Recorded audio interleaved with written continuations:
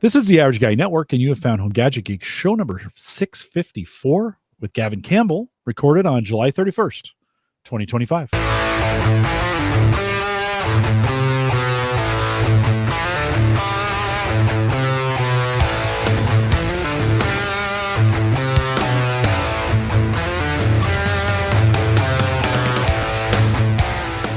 Here on Home Gadget Geeks, we cover all the favorite tech gadgets that find their way into your home. News, reviews, product updates, and conversation, all for the average tech guy. I'm your host, Jim Collison, broadcasting live from the AverageGuy.tv studios here in a sweltering, although, Gavin, we had a thunderstorm come through the other night, maybe 2 nights ago, brought temperatures back down to something reasonable. Everybody's like, oh, this summer's over. It's not, though, right? We know it's not, right? How are things in your neck of the woods? It was hot last week, like really hot. If you were outside, you had a fan, it was just blowing hot air on you. All it's doing is moving the hair, right? But today it finally it broke, cooled down to a really nice temperature over the next couple of days, and then it's going to get warm again. But the weather this year, I just find has been really weird. Like all these random rainstorms and thunderstorms just rolling in out of nowhere, and then they go by. It's just been constant that, and then it just gets really hot. So I don't know what's up with the weather. That oppressive hot. Like you go outside and you audibly go, oh, this is terrible, right? You're like, why do I live in the Midwest? Or, you're kind of in the upper East Coast. Why do I live here? And then, but it doesn't last forever, right? No, I mean, it's we have box fans on our deck that you can turn on. The shed is my shed is air conditioned. I'm actually running some wiring in the garage right now. I'm going to install an air conditioner in the garage, not a mini split, but just like a regular air conditioner. Yeah. It's unconditioned space and we don't need it all the time. So it's one of those kinds of things like, I got an extra one. I'll put a window unit in there to and it'll help the house overall. Yep. So all these things that you do to try and stay cool, at the end of the day, just stay inside. Right. In the end of the day, like you still walk into your house, you're like, oh, it's so cold in here. Nice. Well, good to have on the show. We'll remind folks, we'll post this show with some world-class show notes, and there will be some good show notes tonight. Gavin's given me some good links out at the AverageGuy.tv. Big thanks to our Patreon subscribers. If you're on that team, thank you. Appreciate your support of the network. We're going to talk a little bit about the solar project from last week. I'll give you an update here before we get kicked in here. But you guys help with that. If you want to join the team and add to the value of the podcast, theaverageguy.tv/Patreon. And then a big thanks. Many of you have been headed out to the affiliate pass through on the site. Go out to theaverageguy.tv, upper right-hand corner. You'll see a red. This site is, Amazon, blah, blah, blah, whatever it says. Click through that. You don't need to do nothing else. Many of you have been doing that. Appreciate it. And of course, that supports the network as well. Okay, Gavin, you're a friend of the show. You listen all the time. Last week, I spent some time talking about the solar project that I was putting together. 2 100-watt Eco-Worthy panels, 18 volt by facial. And the whole goal of those, and wiring and snippet, gadgets that you need, I probably spent $200 just in equipment to be able to run these $100 solar panels for now. Now, the goal is maybe to run a few more. But the whole point of the discussion was to bring these panels in and plug them into the Bluetti solar generator that I have. And I had been told by a couple influencers on YouTube that it had solar priority. So if you plug it in and it's running, it'll take the power first from the solar and then next from the grid and then use the battery if it had neither, right? That's totally not true. By the way, maybe on your model. Actually, I reached out to Bluetti, their support, and said, hey, how come this isn't working this way? I got the panels set up. I got energy coming in. I was trying to test these panels. We had clouds for 3 days. Of course. Yeah. I got everything set up and wired, and then I couldn't get any sun. Finally, on Sunday, we got some sun. Started getting some power, and I couldn't figure out. I was monitoring their, I have a Bluetooth connection to it through my mobile app, and I have a Android tablet here that I use for most of the dashboarding of that. But the solar power was there. It was seeing it, but it wasn't applying it. I'm like, what's going on? trying all these different things, unplugging it, plugging it in, switching the, things on and off, checking the panels, whatever. So what I came to find out, and the reason I'm saying this is I don't want you guys to listen to last week's show and follow my advice from last week's show or what I was doing. The Bluetti, and actually many of those, I shouldn't say many, some of those solar generators don't have what's true solar priority, which either means the solar comes in, that gets used first, whether it's for the current energy that's being needed or for the batteries, right? Some folks, it's just an expensive unit to get. You have to basically get a pretty good controller to be able to do all that. That's not what I was hoping for. I was kind of hoping I could kind of rig this thing up. But it, in its current phase, if it's below 99% or below, so, it will take from solar first. That's what they mean by solar priority. And then it takes from the grid to charge it back up. I've unplugged it from the wall, let it go down to 30 or 20% and let the charge go in. I don't have enough of a charge coming in on solar for it to truly recharge it. So solar's coming in, grid is coming in, it recharges it, gets to 100, stops using the solar, and just pulls everything from the grid. So if I led you to believe last week that at that point, at the 100% point, it would pull from the grid, it would pull from solar or PV first, not true. I just want to be really clear about that. Contacted Bluetti, sent them a nice email. They sent me a nice one back and said, yeah, that's the way it is. Sorry that you believed the other way. And I said, well, okay, it's no worries. I didn't buy it thinking it would do this. I thought maybe after a while it would. And then I said, do you have a trade-in program? And do you have one that does? And they said, yes, we have a trade-in program. No, we don't have one that does. That's a fairly significant MPPT controller for solar.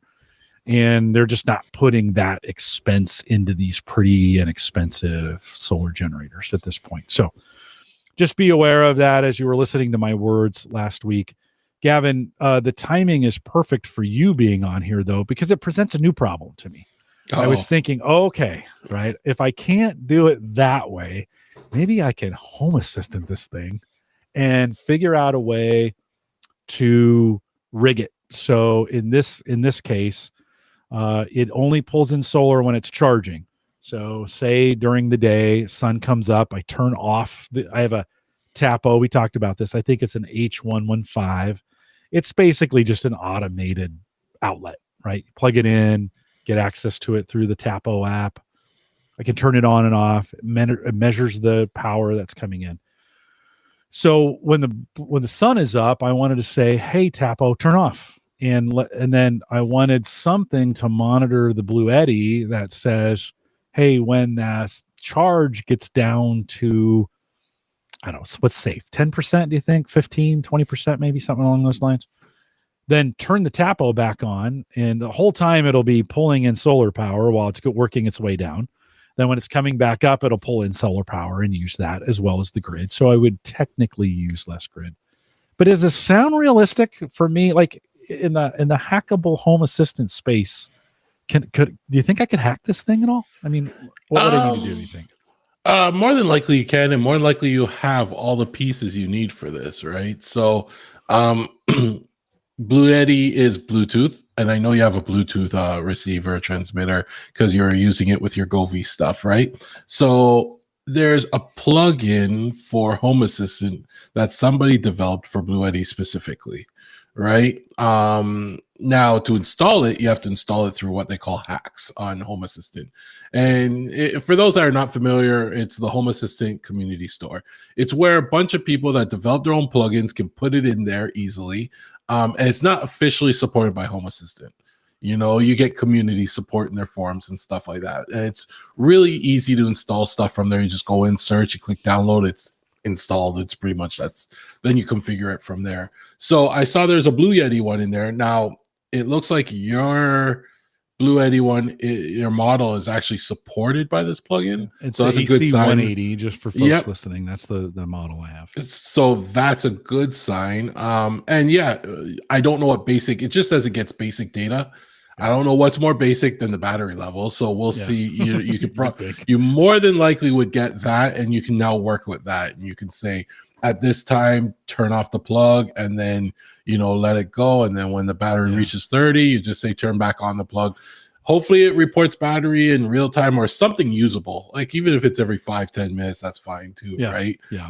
But these are all things that you will learn as you play with this too. Like, do I need an intermittent, you know, something in between to be monitoring both the Bluetti levels and then tell the Tapo to turn off or turn on? Is there something I need? Is there another thing in between those two, or how do I get that integration to work? So what you'll probably do is create an automation in Home Assistant. Okay. And then the automation, your trigger will be, you know, for example, to have it turn back on, you can have the trigger be when the battery level drops below 30. Then execute this, right? And then your trigger to turn the switch off is usually maybe a time of day or something like that. You would have it trigger that, turn the switch off now, for example, right? So it's just an automation. Once you get the data in there, you can do whatever you want. Right? I mean, you can even go wilder if you want. Like if you, there are hacks integrations that people wrote that you put your GPS location in, and it will look at the sun angle, the angle of the sun to your house. Now, where they mainly use this, and I was gonna play with this a bit, but I ended up just closing my blinds. But with blinds, right? So you can have this integration will calculate the angle of the sun coming into your house, and you can have it adjust the blinds as the sun goes a certain way, right? So the sun's not hitting your floor or whatever like that, right? So you could use that to probably with the Bluetti to say if the angle of the sun is between here, then I know it's hitting my panels. And then as the angle comes over here, if you have a tree in the way or something like that, then you know it's not going to be hitting your panels. And you can work with it like that too, right? No, I like that. There's some ideas for you. I like that one a lot. It also gets me thinking about weather and saying if it's a cloudy day, just don't run the integration, right? Until you can put brightness and like my Eco-Wit gateway, for example, my Eco-Wit solar station will tell me how bright it is outside. So if that's sitting next to it, it will know.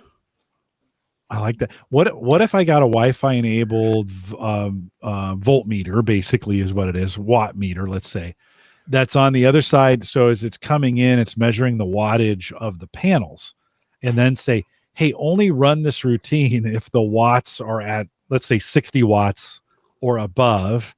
Then now everything can start working. Then now go to the Tapo, turn it off, because that would mean sun is on those panels. And if it's not measuring 60 watts, let's say, then it just always turns the Tapo on, so it's always feeding from the grid. You could I think you could probably do something like, so I might want to check with Home Assistant to see, okay, what voltmeters or watt meters, whatever it is, are compatible, because I would need to get one that has MC4 connectors on it. I can't just use a kilowatt meter. This doesn't have plugins, right? I need one that is in line with the solar line.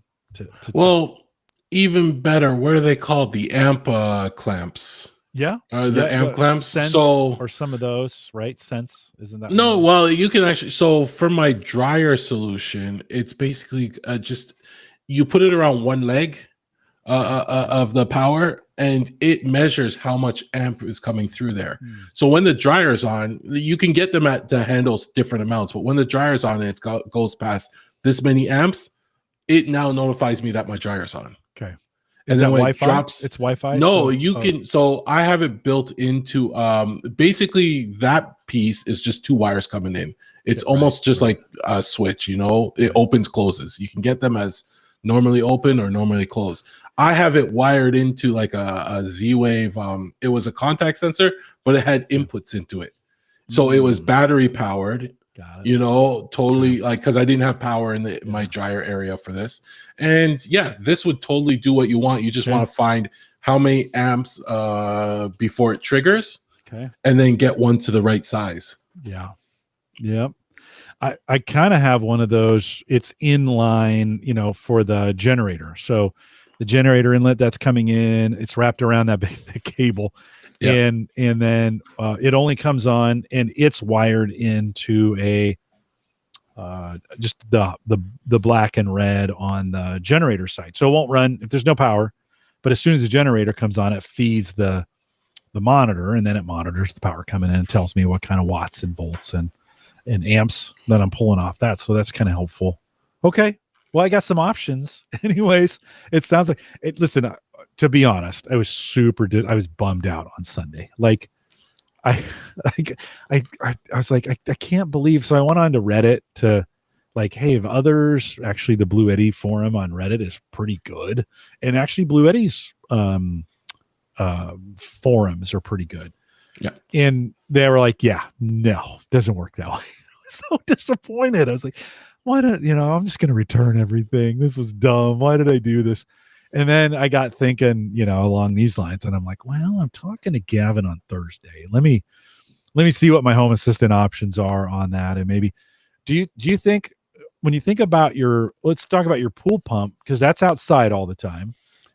Those things those draw a little bit of power. You ever thought about too much power? You think so? What do you think it runs? 1,200 watts, maybe?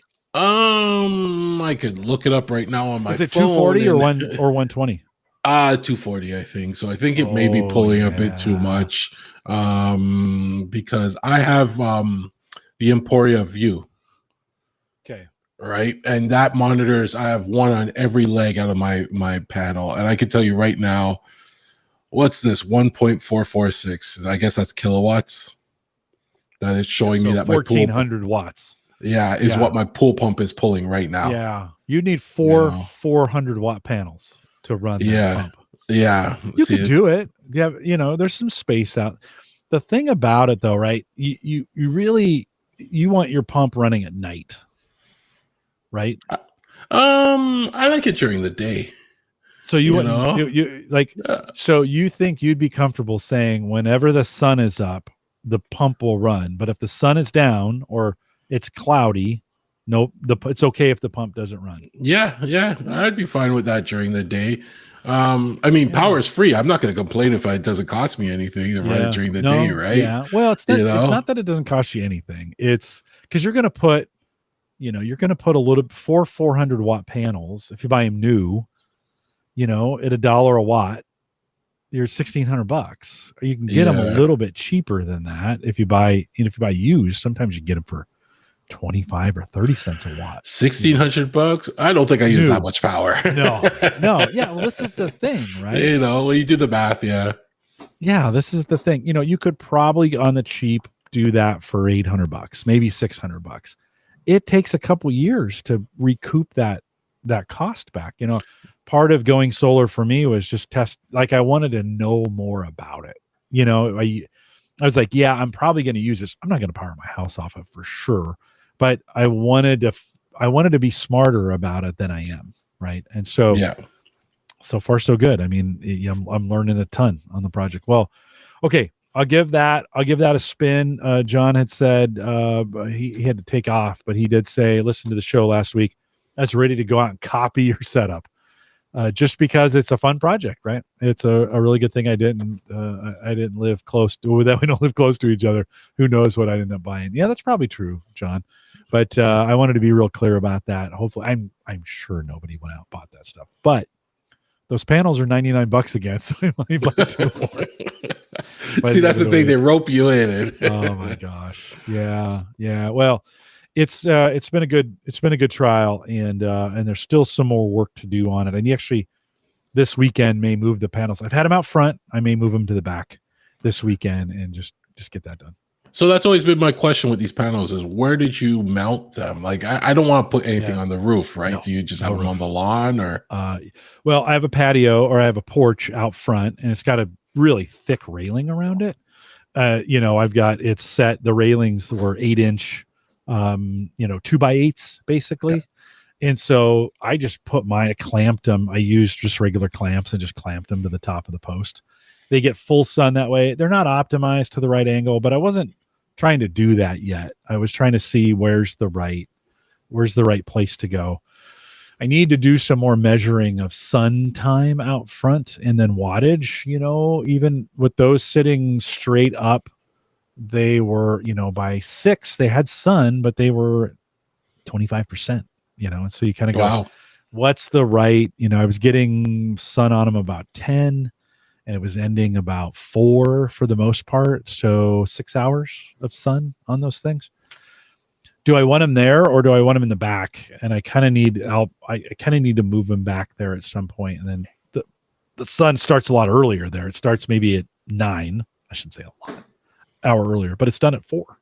Yeah. So then you start thinking maybe one set should be out front, one set should be in the back, right? Because then you're taking advantage of a longer day. I don't know. Yeah, I don't know. This is why I bought these things. So maybe you should go one up and put them on a follow the sun, get a little motor so it follows the sun around, you know, like, yeah, come on, Jim, we got to think. I know. I gotta, Gavin, maybe you can, if you see anything like that in the home automation space, it would be interesting, again, every dollar you put into this, you're never going to get back for the most part. Right.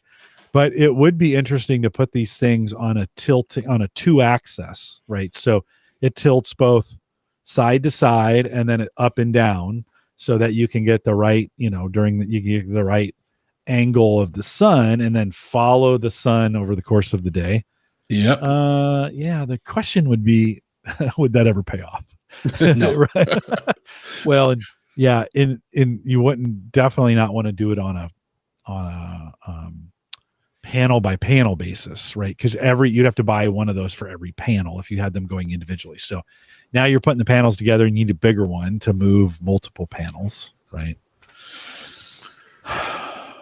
I'll let you think about it. Okay. Well, that's what I bought them for. Yes. That's what I bought them for. So anyways, appreciate you guys putting up with that. Hey, you've got some PoE controllers for Zigbee and Z-Wave you want to talk about. Bring that in. Yeah, so this again is another Home Assistant thing. If you're familiar, if you're a user of Home Assistant, more than likely you have a USB Z-Wave controller or a Zigbee Z-Wave controller, and you plugged it into your setup, and wherever your setup is pretty much where this comes from, where the controller sits. So in my house, my server actually sits in the basement in a far corner, and that's where the antennas sit, right? And it does affect range, like. You're in the furthest part of the house, so now your further devices start using more mesh and stuff like that. But what I did was I got a couple of PoE controllers.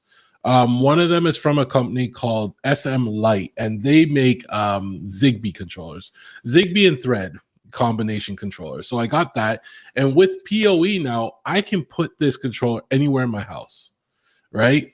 And I can put it in the center of my house. So now all the Zigbee devices have a really good connection to it, right? And they utilize less of the mesh. They talk to it more directly. You get better speeds, better reception. Devices don't fall off. This one works really well. I know this company, SM Lite, is coming out. They're working on a Zigbee and Z-Wave version of it, which when that gets released, I'm going to grab for sure. And then I'll migrate everything to that and then centralize it. But it's got some really cool features that I never thought of until I got the device. And one of them is you can install a VPN on it. and think about it. So I think TJ from our show, the first thing he thought of is I can put this at my office. Like he has a little office away from his home and put it on PoE and install the VPN. And then now Home Assistant connects to it. It connects to his Home Assistant back home. Okay. So now he can put devices in his office and control them all through his same Home Assistant instance. He doesn't need another box there, another Home Assistant, nothing like that. Like that was a really great use. I was thinking maybe I could put some smart devices in my mom's house to help her with certain things, and I can control them and manage them and everything like that as needed. She doesn't have to worry about it, and all I gotta do is plug this in and have it powered. It does do PoE, but I think it also has USB-C. I did see a USB-C plug on the side. Yeah, I was looking like, what would that be for? That's for power. That's also for power. If you don't have PoE, you could still buy it with USB-C, and it will use Wi-Fi to connect back to Home Assistant. Okay, right? Or just regular Ethernet. A regular Ethernet, and then you would power it with that. Yeah, okay. Correct. So I love this device. Like I've totally switched over to it. It works great. I've been running it for a number of months now, and like I said, when they release their Z-Wave version, I'll probably grab that one and just have it all in one device. Zigbee, Z-Wave. It also does Thread. All in one device. What's the retail on this? I am not exactly sure. I see you have it up on Yeah. your screen right now. Let's see if So we can find it on Amazon here. This is yeah. Amazon US, $65, 66. Well, that's for they have Oh, the one confusing part about it is they have like 10 different models. okay. For the average user, they're all the same thing. The dual antenna one also does matter in thread though. So that one might entice a few more people. Is this the right one? Yes, the Yeah, SL, so yeah. $100. Let's say 91. It's $91. Yeah. Yeah. Yeah. And I think cool. the developer is out of the Ukraine. Says out of stock. Yeah. You can order from his website. I think he's based out of the Ukraine. Really nice guy. Yeah. Well, that's kind of cool. Yep. And then I also have one for Z-Wave. So there's another person. The website is Tubes ZB, right? And they make also like a dual radio kit, so it does Zigbee and Z-Wave. The thing I use this one basically for Z-Wave, and I like it because it uses the Zeus Z-Wave module on this one, and I'm a big fan of Zeus in the Z-Wave space. They're a big player. They're certified to work with Home Assistant, everything like that. So I was happy when I saw that because it's an officially supported chip that uses Z-Wave 800 long range, etc., etc. But this is another company that makes a similar thing, really affordable. I mean, I think it's less than $100 for them. And they have a lot of products. The thing with this one is TubeZB will, when you get it, it will feel more like a kit that you put together. Like he'll give you a boards and you screw everything in. It's a 3D printed case where the SM Lite felt like a finished product, right? Between their antennas and their casing and everything. But in terms of functionality, same concept, PoE, you plug it in anywhere in your house, you can centralize it and take advantage of, everything, Z-Wave long range, etc. It's great product. And same price point, $100 ish. Yep. Or so. It kind of reminds me like the Raspberry Pi, Yeah, they're based off stuff like that. Yes. Yeah. Open the kit, throw that in there, or do whatever. You can swap out components if you wanted. Is this one? Could you swap out? Could you add upgrade on this? Or is it fairly fixed? It's looks like you can play around with it if you really wanted to and swap out some stuff, but I didn't look that far into it. He kind of gives it to you as is, but it's very well documented what the ports are, etc. So if you really wanted to break it, you could go ahead and do it. And these are great for people that like to run. I run Home Assistant in a VM on my server, right? That way it backs up nicely. It's just the way I like to run. I can give as much power as I want, right? Now I don't have to fight with passing the USB devices through to that VM, right? Because that was always a challenge. And you can reboot your server or a device just drops off the USB. Now it doesn't worry about any of that. It connects to it over Ethernet, and it's giving me no problems. Yeah. Of those, when you think about the various protocols of Wi-Fi, Bluetooth, Zigbee, Z-Wave, what's your preferred? Do you have a preferred, or are there so many different ways to do it? You just make them all available on your server and then just connect to whatever they're making it. I don't know. Thoughts on that? All of them. I have Z-Wave, I have Bluetooth, I have Zigbee, I have Thread, Matter over Thread. I have, and the reason why I have all of them is you always find a product you want. And if you go all Zigbee, you're going to find a product you want that's Z-Wave or Matter only. Sure. If you go to Matter, you're going to find it doesn't have a feature you want that's in Zigbee and Z-Wave, right? So I like to mix it up, and I like to try and mix it up nicely. And the reason why is because then it strengthens my mesh for all of them. Like if I only had 2 Zigbee devices, but the rest of my house was all Z-Wave, those 2 devices might have trouble communicating because I don't have a mesh. Right, so I try and mix it up a little bit, but most of my devices, about 100 of my devices are Z-Wave, so I'm more tailored towards that, and that's just because I like uniformity too. So all my switches are all Z-Wave. Right. Are they all mesh in that sense? Are all Zigbee and Z-Wave run on a mesh, or does it depend? They're all mesh technologies. However, with Okay. the newer Z-Wave, you'll hear them talk about Z-Wave 800 long range, Yeah. and that's basically a hub and spoke Okay. setup. So you have the hub and everything connects directly to the hub. The only difference is in that mode, devices can communicate at much further distances, like really far. That's the marketing. I had a Z-Wave long range device. Yeah. I threw it in the furthest corner of my backyard, which really isn't that far from the hub, and it couldn't see it at all. Oh. Right, it was dropping off. So I was like, I'm not a fan of the Z-Wave long range. And I have other Z-Wave devices out there, and they use the mesh, and they got back to my hub just fine. Yeah. Right. Yeah. So it all depends on your use case. I mean, if you're able to centralize the antenna, that will help with the long range, because now they don't have to scream as far to get to each other. Yeah, and I imagine chipset matters sometimes too. Not matter, but matters sometimes too. And like, for the longest time, I had to go out to the shed. I take a laptop with me, and getting the Wi-Fi back from the house, I put some range extenders out there, tried a whole bunch of gyrations, and then I just changed laptops. And not all Wi-Fi equipment on laptops is created equally. And the new laptop was like, oh yeah, I can see that Wi-Fi all the way in your house just fine. Like, Yes. and here I'd been doing all these gyrations on, and I'm a big believer in reusing equipment whenever I can, right? Sometimes that bites me. It bit me then, and now it's, I don't even think about, I was thinking, oh, maybe I'll run a cable out there. It's impossibly far. Maybe I need to get one of those Wi-Fi extenders that I put out on the deck kind of thing, run wire to it. All I really needed was a better laptop, right? So good. Sometimes chipsets matter, right? Yeah.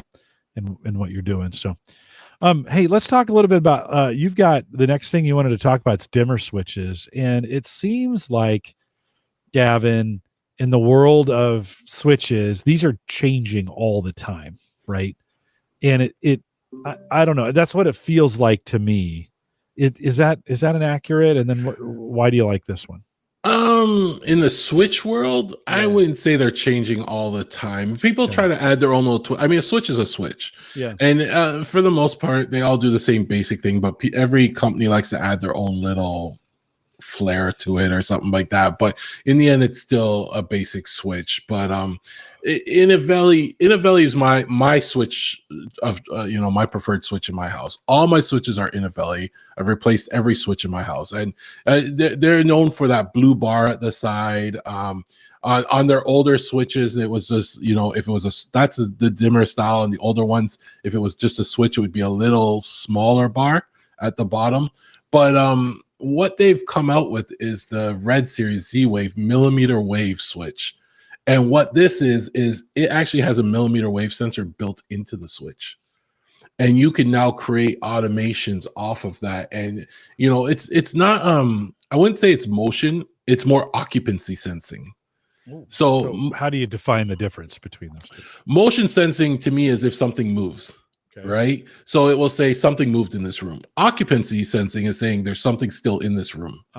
Okay. Right. And it can detect it. Like with mmWave, the big hype about it is even if you're sitting still, it can detect the minute breath. Yeah. Because that's always the problem on these sensors, right? As you be in your office. This happens in the office all the time. You're working on something, you're not moving very much, light goes off. Then you do this whole hand waving thing, right, to get it to come back on. This senses more like when you're in there. How does it know is it heat, or is it what's it based off of? How does it isn't IR based off heat? mmWave, I think, is based off of waveforms. I think it's sending out some kind of waveform and picking. I've never really looked into the technology, and it also seems to be pretty new. It's also changing a lot. So different sensors are coming out with different, I guess, I don't know if they're frequencies or hertz or something like that. So they'll be like, one's a 24 megahertz frequency versus a 5 megahertz frequency. And that just increases the sensitivity, I believe. So that this space is pretty new, but it's going to start getting very popular. Yeah. $100 a switch, though, Gavin.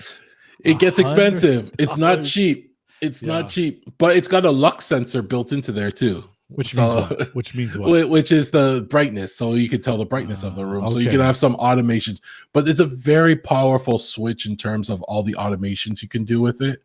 And all the things it can do through the settings. Like a lot, some of the things, if you want, you don't even need Home Assistant for. It's actually built into the switch.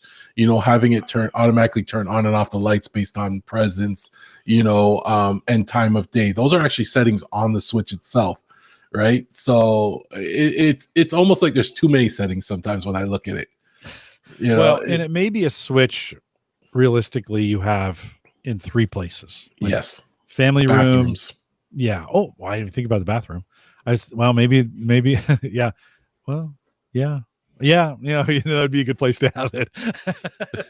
I've been playing around with 2 of them, and I have one in my office here, and I have one in my bathroom, right? And the one in my bathroom will automatically turn on and off the lights when I walk into the bathroom, and I've gotten used to that. You know, like when I didn't have turned it off, I used to walk in there and forget to turn on the light. Yeah. Right. So now I don't even think about it, and the light comes on and the light comes off. And I have other parameters around it, like only do it if my blinds are closed or stuff like that. Right. Right. So they work pretty well. One drawback you have to take into consideration is the placement in the room. Sometimes the light where the light switch isn't the best placement for a motion sensor or a millimeter wave sensor. Right. Like some people have the switch facing almost like outside the room again, right? Yeah. So you gotta take that into consideration. But if you want a millimeter wave sensor, one of my favorites is the Aqara FP2. I have that also in my office I was playing with, but it's one of my favorites in terms of it's a wired one. That's the only downside to it, but it's my favorite in terms of features and reliability. Like on their app, you actually can draw out your room, and then you draw out your desk and then say, okay, only activate if I'm sitting at my desk. Oh, wow. Or in my living room, only activate this lamp when I sit in this chair. Yeah. You know, and you actually have a visual representation of it. You can look at the map and it will show you all the people in the room walking around. I think it tracks up to 5 people. Wow. And it will show you them moving around on the map. So it's a really cool. That one is, again, another $100 device, but you only need a couple of them. Could it be assigned to 2 lights? So like if I come in the room and go left, I want you to turn the overhead light on. If I go in the room and turn right, turn on, you have a door behind you. Let's pretend that's a closet. And when I go to open the closet door, I want it to turn on a closet light. Can they do that with one switch? Or would you have to have 2? With this one, the Inovelli one, no, you couldn't automate. I know what you're thinking. That would be more with something you do with the Aqara FP2 sensor. Okay. Right. Okay. So you could say if they sit in this chair, if someone's sitting in this chair, turn on the lights based on the chair they're sitting in, and it will track it like that. With the Inovelli one, I don't think it does individual reporting. I think they were playing around with it, but it got a little too complicated. I think they pulled some of those things. Technically, it can track more than one person. But it gets hard to, how do you build that into options? How do you build that into Home Assistant? It gets a little more complicated. How does a user interact and set this up? You almost need like an app to configure it as well. Yeah, you do. Right? Yeah, you do. Yeah. I just thinking if you can draw, I was thinking about, I've got the Oculus headset. Yeah. And you turn that thing on and then it says draw draw around you so it knows where you're at, so it can do some things. And I thought, boy, this would be handy, because oftentimes the closet light is the hardest one to get. Where do you put the switch? Do you want the switch for that? If you had a sensor that was on the ceiling coming down and you drew a thing around the desk and then drew the door and said, when I go to this door, just turn that light on. Type thing. So for a closet door, I just use a contact sensor, but same type of idea. There are some devices, millimeter wave sensors, that you can actually mount like a pot light. Yeah. Right. And it will shoot down over that door. So as soon as you walk into that range, you can have it turn on lights. No, that's cool. Yeah, it's $100 a little stiff for a switch. It is. They got more expensive. They got more expensive. When I have the original Red series, and they weren't that expensive. But why red? That seems unusual for. Is it just a fashion?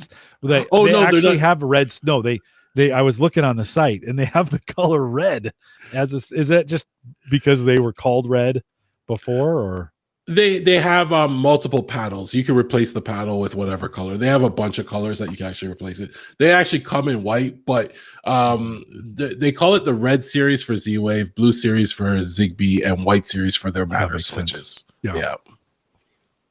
Yeah, that makes sense. I just saw it on the site in red. You can, they got the color palette, gray, black, brown, ivory, what do you expect? Almond, light almond. Then they got a red one. And I was like, who has red? Well, I don't know. Somebody does. It's the love room or whatever, but okay. Maybe. That sounds good. Anyways, hey, last time you were on the show, you had just got it started right with your mower. Yes. Right. And, you're like, I asked, like, what do you think? And you were like, well, I haven't really used it yet. So you're back. Talk about your mower. You've been doing it for a couple months now. What do you think? Tell us what you got. Tell us what you got. And then tell us what I have the Navimow i110 series right now. And I've been running it since the spring, and I've been doing a little experiment. So my front lawn, I do myself. So I've been out there mowing it and doing myself. And my back lawn, I let this lawnmower go and do it. Now, the only other thing I did with my back lawn too is I threw down a couple years ago, I threw down this RTF seed, right? And the people I bought it from, a local seed farm, they said, it's going to take about 2 years for this to grow in. But when it does, it's very, you don't have to water it often. You can walk on it. Any bare patches in your lawn, it's going to fill it in significantly, right? And they're like, it's going to look great. So, I put it down in 2003. 2004 season, I was looking at my backyard lawn. I was like, it's very patchy. Is this thing really working? Is it really going to take 2 years, right? And I was like getting a little down on it, but I was like, I'll deal with it next year. This year came up spring, all the grass came out of nowhere. And it filled in all the gaps, and it thickened up, and it went super green. What's the name of the grass again? Yeah, I got it from Visser's Seed Farm. VISSERISSERS. Okay. Sod Farm. Sorry, and they're kind of close by to me, but they have it's called RTF. What was it called specifically? I'd have to look up the exact RTF water saver sod. Yeah. Well, not the sod, but the seed. No, the seed. Yeah. But yeah. It's the same. Yeah. They just grow it for you, and then they put the sod down, right? Yeah. Okay. So on top of that, what I did is I've also been using this mower, and I have it set up so I don't program it to go on a schedule because I have a dog I want to clean up before, etc., etc. But I every couple of days, I'll go out there and I just say, hey, lady, mow the lawn, and it goes, and this thing comes out, drives around the pool, goes and starts cutting the lawn. And the fact that I've been like, you're not fully cutting the lawn, but you're trimming the lawn. The fact that it trims the lawn so often, the lawn's been the healthiest I've ever seen it back there. Right? Like it just drops the trimmings into the lawn, it goes away. It's beautiful, and it does save time. It saves me time not having to do this. Right? Like, yes, I have to go trim. Yes, I manage it by telling it when to go, but that time is insignificant to actually pushing a mower. Have you cut your trimming time down? Like in the sense that, do you do it less often because you're not out there as much? Like this season, I've only been trimming every third mow, and it's actually, my grass is in better shape because I was finding with the trimmer, I was just gouging areas out, making mistakes. You'd gouge it down to the ground, and I kind of just let it go. And it's been it's filling in now in those areas I was kind of hyper trimming. And then now I'm a little more careful. Like now that I'm letting it grow, I'm a little more careful when I'm trimming, and it's better. It's just better. Yeah. It's been a weird year. Like when it comes to trimming, I only trim the back when I eventually mow the front. So every week or two, when I finally go out and mow the front, my front looks nothing like the back does. Right. And it's night and day difference. You can see the difference, how green the grass in the back is versus my grass in the front. So this really. Yes. And the part that shocks me so much is the amount of effort I put in to get it that green in the backyard wasn't significant. Like, I wasn't expecting this. I was like, man, I messed this up. Last year, I thought I messed it all up. I thought, you know, I should have done this. I should have done that. No, I did not. It came in, and I'm shocked. Yes. So, do you think we're getting more rain this year though than you got last year? Just to be honest, like this has been a wet year, right? Yeah, for us, anyways. In the beginning of the summer, yes, we were getting rain like every day. Lately, last number of weeks, we've just been getting hit with heat, and little rain. But I think come fall, we're going to get a lot of rain again, and that will be perfect for me to throw down the seed in the front and do everything I want to do out there. So you're going to put the RTF. Did you put the RTF out front as well? Not yet. No, okay. I want to see how it works first. If it works, the sad part is it took 2 years. So next year I'm gonna have to accept the fact. But it was worth it. My backyard's looking beautiful. Yeah, isn't that nice? I have zoysia in our front. It's full sun, and so that zoysia grass, which is a Bermuda type, meant for the southern states. Like up here, it dies. I mean, it goes dormant pretty fast. So by November it's brown, doesn't get green till like May. So I'm willing to put up with that. But in the summer, it's a carpet. It's you know, and last year we had some spots, and this year it's been raining, you know, every third day, and it's lush and green. Like I could go sleep on it. It's so awesome. The RTF, it says here on the website, an advanced generation of turf type tall fescue. Say that 10 times fast.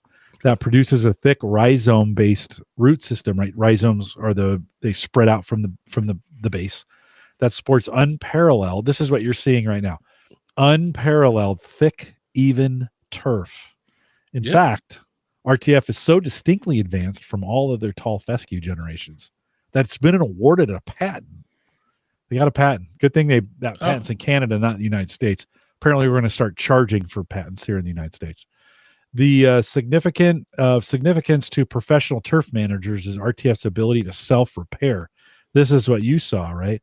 The new RTF rhizome technology will fill in damaged bare spots and produce more attractive turf area. The rhizome nature of RTF is similar to Kentucky bluegrass. However, unlike Kentucky bluegrass, RTF will thrive in the transition zone, climate, and other tall fescue turf regions. There you go. I think... Now, you said this, you got to be patient, right? You got to throw it down, and it's not, did you aerate, or when you threw the seed down, did you aerate, or did you just, in the fall, did you just toss it out there? What did you do to put the seed down? Do you remember? Usually I get aerating, but the guys never go in the back. They only aerate the front. So technically the back I didn't aerate. I did throw down some soil. So I just had some bags of soil. And I mainly did it because I wanted to level some of the ground out there. So I threw down some soil, and I used a leveling rake. But I threw the seeds down over top of it, or underneath it, and then I threw the soil on top of it. But I didn't really some people are grind up the ground and do this and do that. I didn't really do any, the amount of work I put into this was shocking. And yes, that's what they said was the reason why it will take so long before it comes up is because the roots will grow first. And then once they get a thick root system, then it'll shoot upwards. And that's what they said you'll see the second year. Yeah. So I'm shocked, but I'm going back to buy a couple bags. It's not cheap, but it's worth it. Can you see the rhizome? It's just the bare spots. I'm always interested. With zoysia, the bare spots are there in the spring, and then they just slowly and you can almost see it sends out little shoots. And you'll see it because it's going to sun, right? So the bare spots naturally have the most sun, and it shoots them across, and another one across, and then it slowly starts coming in, and then you're like, oh, that spot's gone, you know? And the poor weeds, you're probably going to see this too. The poor weeds, they try to grow up. They to get sun, they go up over the top, and then of course your robot lawnmower, they don't get up for about a day, chop them off. Yeah. That's another thing is my backyard, I had weeds back there before I did all this. The weeds were fighting back there to get in. They're all gone. There's a couple trying to squeeze in around the edges and stuff, but they're all pretty much gone. The grass is holding them out. So I can't wait to try this in the front. Nice. Okay. That'll be good. You have to update us on that. Of course, you got water sensors out there on the front, right? Yep. Do you do you have water sensors in the back as well? Yes, I do. Yeah, Okay. the moisture sensors, and I just saw that in Canada now. As we were talking before, the EcoWit stuff, they now have their so they released a new soil moisture sensor, the WH51L, and the difference with this one is the soil sensor is on like a wire now. So you can put it in the ground, put the wire under the ground, and then the sensor, the head of the sensor, you can mount to like your fence post or something at the side. Nice. So now it's lawnmower friendly, right? So where the other sensors they have are not lawnmower friendly, right? No. So I'm gonna go pick up a few of these after How much the show. Are they? 61 Canadian. I don't know with tariffs, etc. how much in the US, but you can get them off Amazon. And are they made here in the US or are they Chinese? Yes, they're made. I believe they're made in the US. Okay. It's a US company, so I hope. Apparently, I know a lot 61. Apparently, a lot of things are going to be made here in the United States in the future. Soon, yeah. We'll see how well that works. Yeah. But I like these because they communicate back to their little hub using RF, and they go a long distance. Oh, right. Okay. So it's really. So you have to have a hub, and then does the hub have a limit on the number of sensors that you can? You don't really have to have the hub. I mean, you can if you had a SDR antenna on your Home Assistant, you can make it go back in directly that way. Yeah. But the hub makes it so much better. It does all the translations and everything for you. They keep increasing. It's all their devices are relatively cheap. Okay. Right. Like the weather station gateway of $51 for that one, but the one I have is not too expensive. Tell me the name again. And EcoWit, ECOWITT. EcoWit. We've talked about that before. Yeah. Like I have the Wi-Fi gateway, and it looks like it's $60 Canadian as well. Okay. Right. Yeah. And they have a whole bunch of devices you could add. They do. Wow. Yep. Yeah, they get a smart ball valve water timer.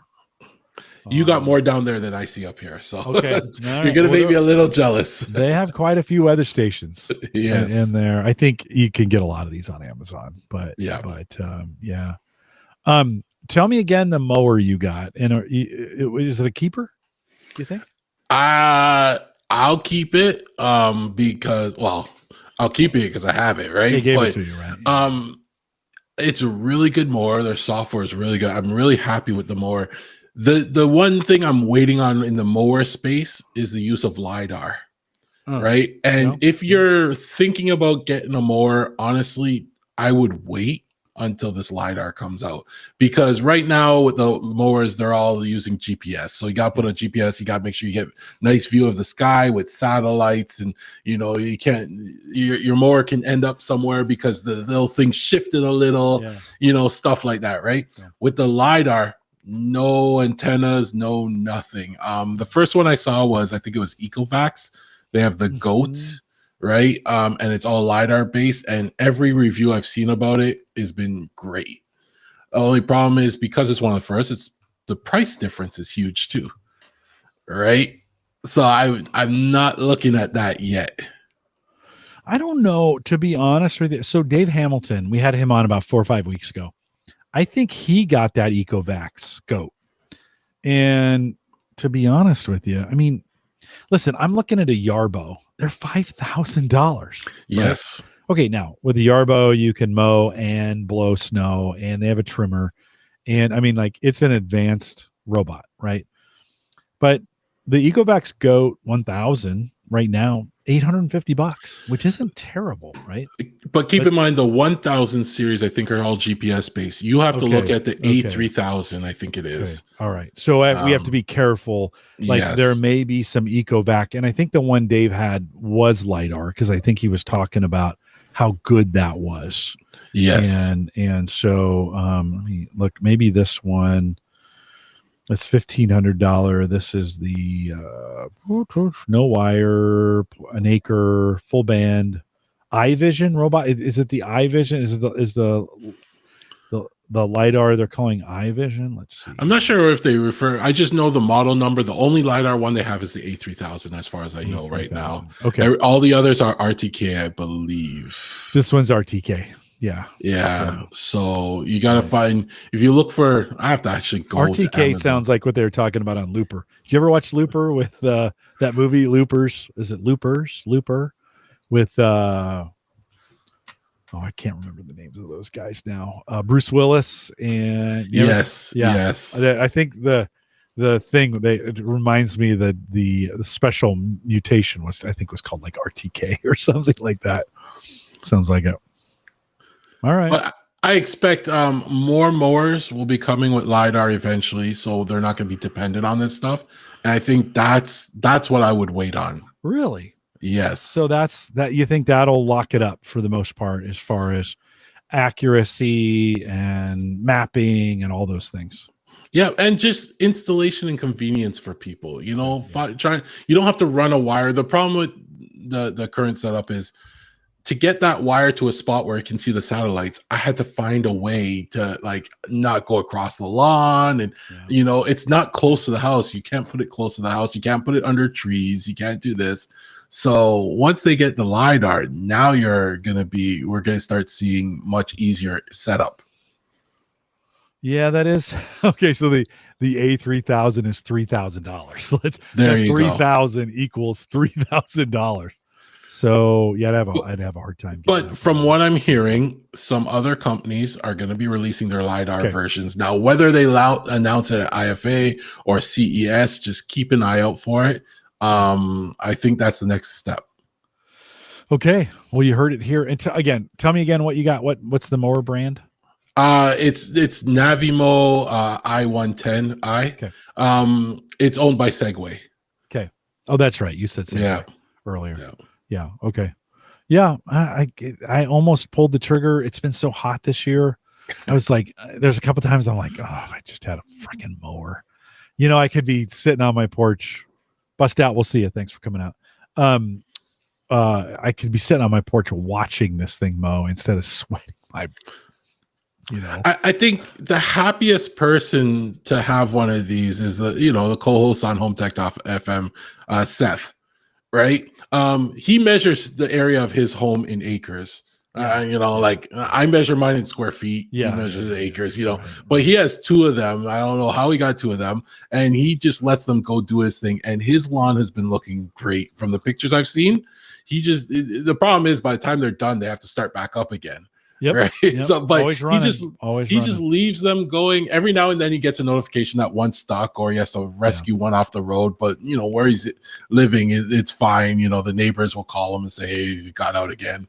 But he loves it. He said in this hot weather, he hasn't had to go out there, and they're doing their job. I think they're actually better for the grass. They're not as heavy. They don't create the marks that a heavy mower does. They do different directions. They do different directions. Yeah, I think they're quiet. Actually, how long do you think yours will last for? I mean, you think you get 3 to 5 seasons out of it, or do you think it's out there all the time, rain, snow, dark of night, like the post office? Well, not snow. The wintertime you bring them back in, but I know what you mean.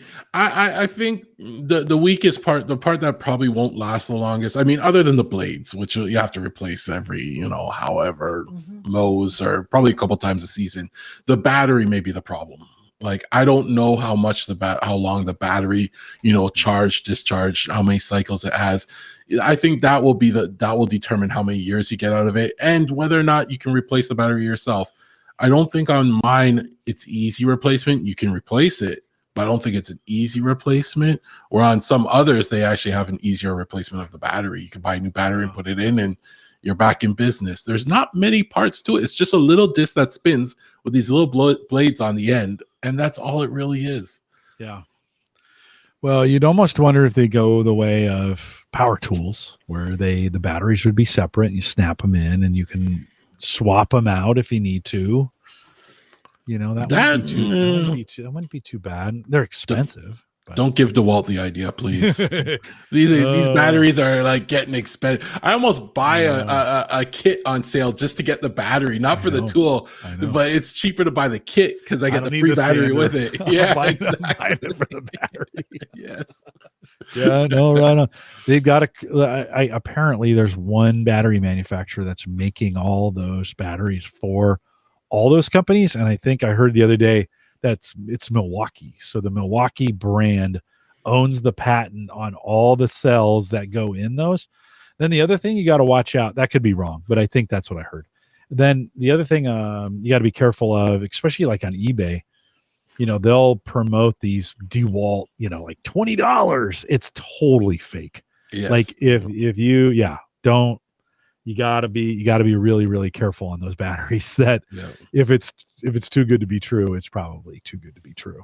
Right. From that standpoint. So there's a big, because of the batteries are so expensive. They didn't used to be that way, but because they're so expensive, there's a big underground, black market for those things. It's crazy. They got more expensive over the years, but also I find they also got bigger. My demands for them have gotten bigger with my leaf blower and stuff like that too. So I've had to get bigger batteries.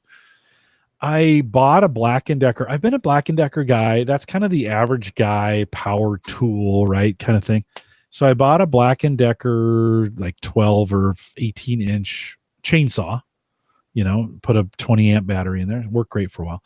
Then they have some not hedge clippers, but it's chain driven, but you have to hold both sides. It's kind of safety chain, and you could cut smaller, up to maybe 4 or 5 inches off of something, and that would work great.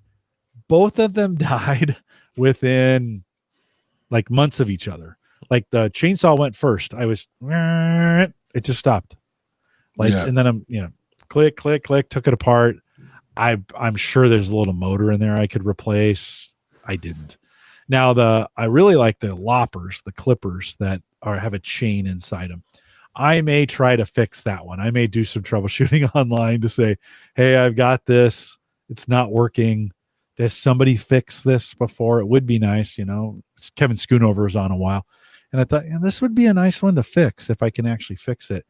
But I'm kind of losing a little faith in Black & Decker, at this point. I had Black & Decker tools back in the days, and now I look back, they weren't the greatest tools. But I just don't use them that much. That's the one of the things that you're like, it's not like I'm using them every day. They got the chainsaw lasted me 4 years, maybe 5, and the clippers lasted me 3, but I used them a lot, so I got batteries with them, so maybe they were free with batteries. I have one tool that I couldn't get into DeWalt, right? So, but I really wanted this tool, right? And I bought it, and it came with its own battery. But instead of going into getting a whole new battery ecosystem going in my house, I actually found a little adapter that let me plug the DeWalt batteries into it. So now I have this tool, and I still have my DeWalt battery, so I'm good with that. Did you think those adapters are pretty, can you go, I buy a Harbor Freight tool? Do you think there's an adapter from Harbor Freight to DeWalt? You'd have to look it up. Yeah, you'd have to look it up. Of that. Well, I have a few tools that I have an adapter for, and I just use the DeWalt battery. I'll have to look into that. If you know that exists, throw it in chat or on YouTube, throw it into the comments, or send me an email, jim@theaverageguy.tv. I'd love to think through that, because I think the battery ecosystem is the biggest mafia. First of all, batteries are the mafia for sure. They're running that for sure right now.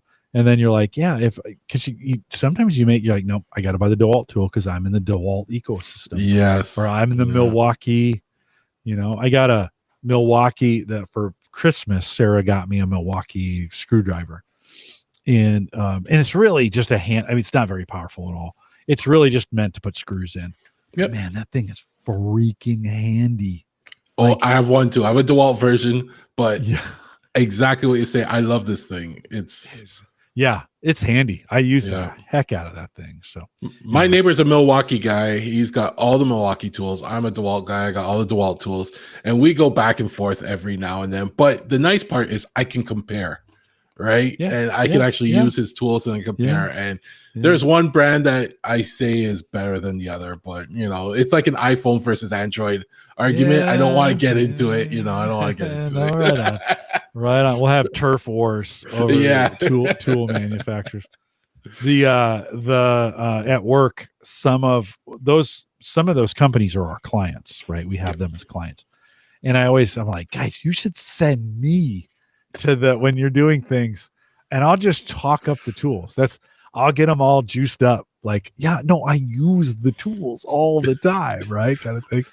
Just email their rep. They haven't sent me yet. Yeah, they haven't sent me yet. So anyways, hey, as we wrap this up, Gavin, Sonos headphones, I hear nothing good about Sonos sometimes, from price and complain. I hear people complain. I know it's great sound, but you got some Sonos headphones. How have they been treating you? So yeah, I've heard lots of complaints about these headphones, especially when they first came out. They're not cheap headphones; they're expensive headphones. Yeah. But I ended up grabbing a set of the Sonos headphones used. Well, not used; it was new. But I got off of eBay. I won the auction, and I got it for a fraction, half price. Nice. You know, and at that point, it's worth it, right? Yeah. How I use these. So I use these when I'm mowing the lawn. You know, when I go mow the front lawn, I'll throw these on. They work like just any other Bluetooth headphone. You know, they sound great. They have the noise canceling and everything. But to me, the power feature of these is being able to sit in front of the TV. You press a button, and the audio from my TV just goes to the headphones, right? And you don't disturb anybody in the house. Now, to do that, you have to almost have a Sonos soundbar on each of the TVs, which I am in the Sonos ecosystem. I have soundbars on each of my TVs, right? And from, you know, I either have a Beam or the Ray on my TVs, you know, which are not the expensive ones like the Arc. But I can sit down in front of any of the TVs. You press the button, it transfers the TV to my headphones and mutes the TV. And it knows what TV I'm sitting in front of. Right. So it's really nice because I could be down in the basement, you know, and I'm watching the TV down there, and I just press the button, and now it's not bothering anyone in the house, you know, late at night. And I kind of come to like them for that. Right. I mean, there's some annoyances, but I think they fixed the number of the annoyances I had in software updates. Okay. And the one thing I really wish I could have used it for was for podcasting like this.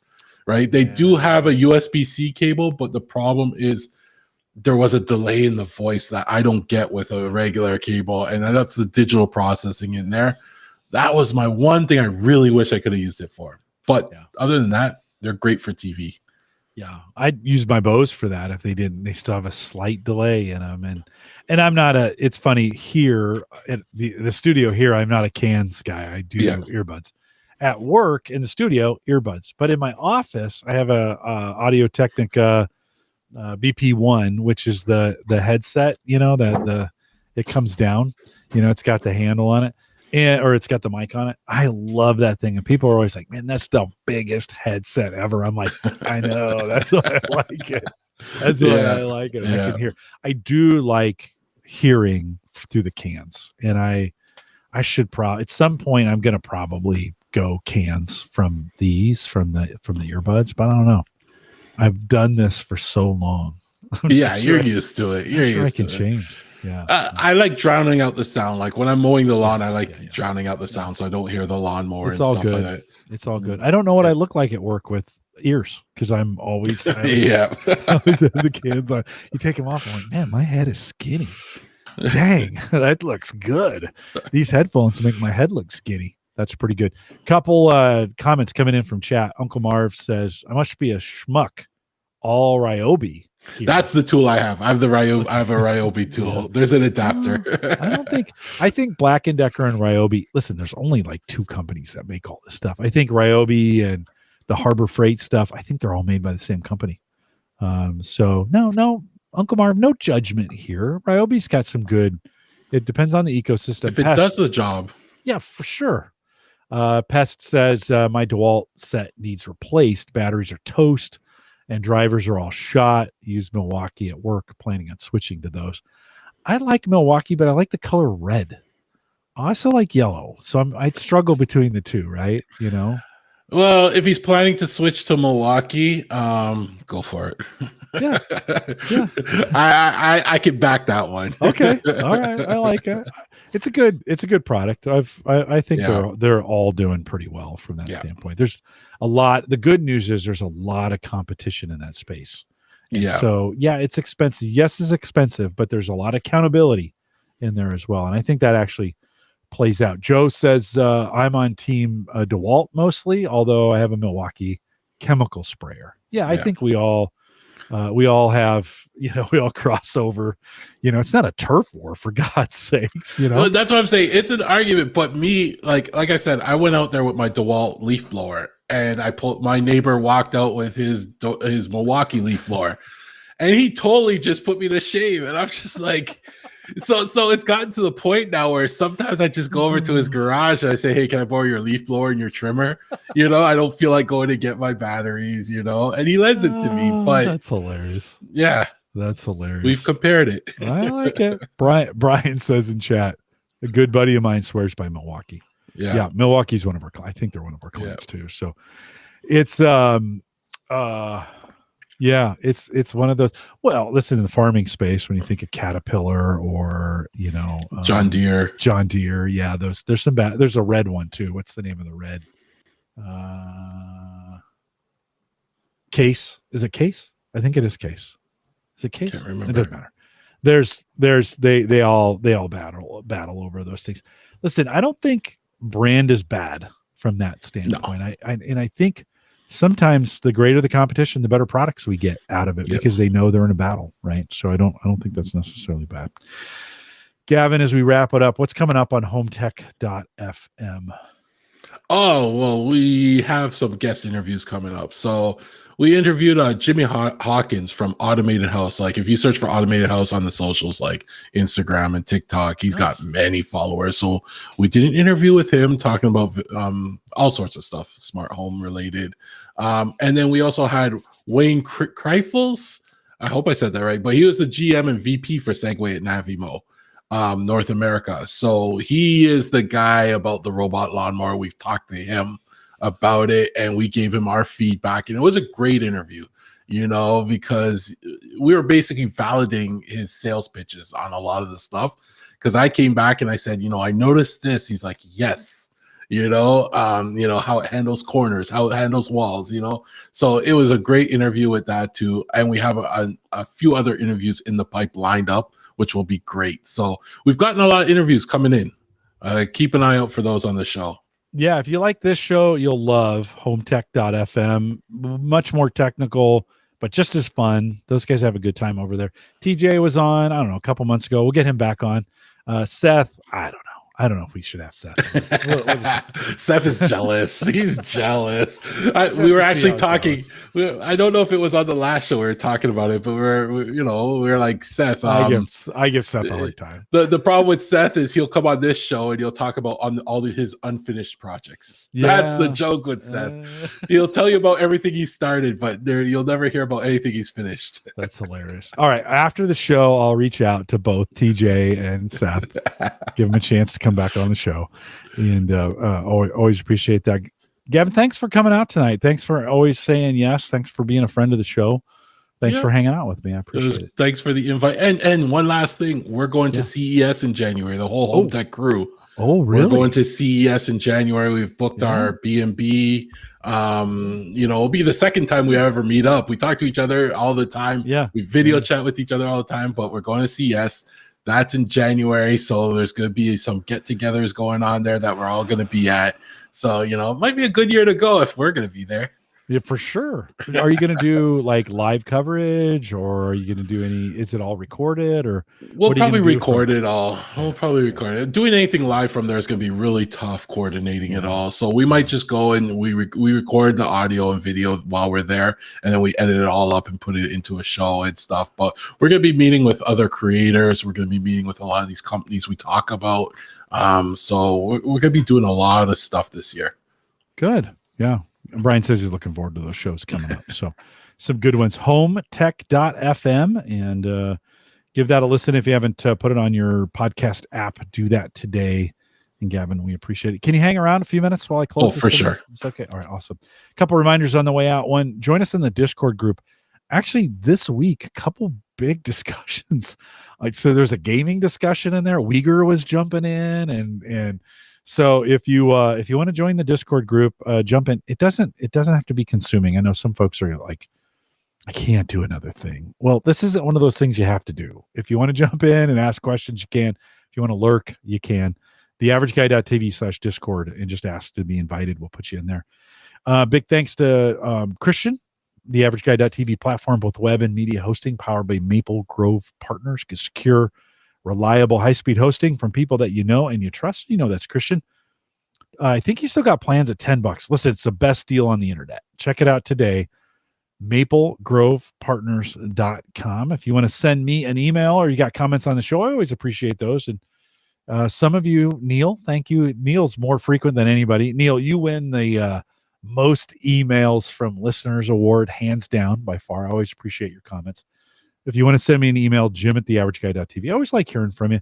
Got a long email this week, and I haven't got back to you yet. I don't want to say your name because I'm embarrassed that it took me.